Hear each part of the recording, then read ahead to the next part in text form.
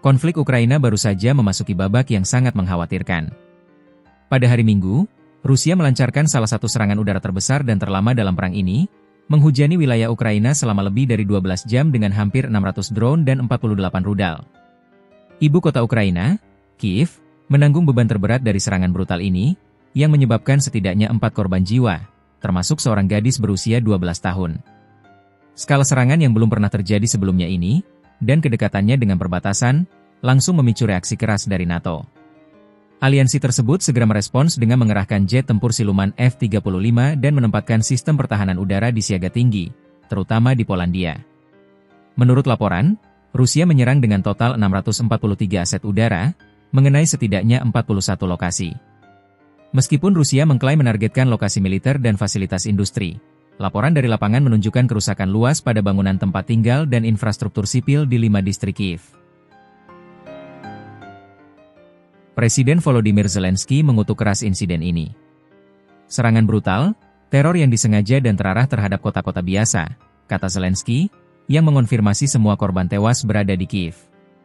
Peringatan Zelensky semakin mengkhawatirkan. Ia menegaskan bahwa Presiden Rusia Vladimir Putin tidak akan menunggu untuk menyelesaikan perangnya di Ukraina. Dia akan membuka arah lain.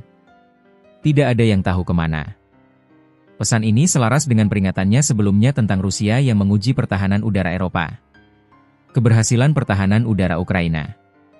Meskipun serangan masif, Angkatan Udara Ukraina melaporkan keberhasilan menetralkan total 611 target, termasuk 566 kendaraan udara tak berawak, UAV, dan puluhan rudal jelajah seperti KH-101 dan Kaliber. Namun, 5 rudal dan 31 drone berhasil menghantam 16 lokasi. Skala serangan dan risiko jatuhnya puing-puing di wilayah NATO memaksa aliansi tersebut untuk mengambil tindakan militer tegas. Polandia menjadi pusat respons, mengerahkan jet tempur dan membatasi sementara sebagian wilayah udaranya.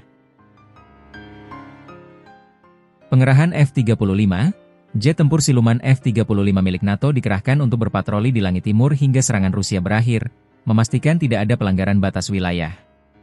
Siaga tinggi. Sistem radar Polandia ditempatkan pada tingkat siaga tertinggi. Penutupan wilayah udara di dekat kota-kota tenggara Polandia, Lublin dan Rzeszów, ditutup sementara sebagai tindakan pencegahan. Pengerahan jet tempur F-35 ini menyoroti bahwa NATO memandang serangan drone dan rudal ini sebagai ancaman serius, terutama setelah serangkaian aktivitas drone tak dikenal di atas Denmark dan Norwegia minggu ini, yang dicurigai sebagai bagian dari strategi agresi hibrida Rusia.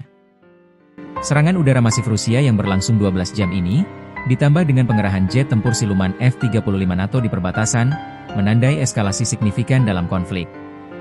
Hal ini meningkatkan kekhawatiran tentang potensi ketidakstabilan regional yang lebih luas dan menegaskan kembali kekhawatiran Zelensky bahwa ambisi Putin melampaui batas Ukraina.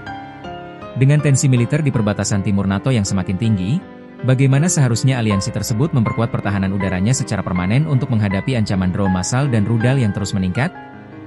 Tuliskan pandangan Anda di kolom komentar.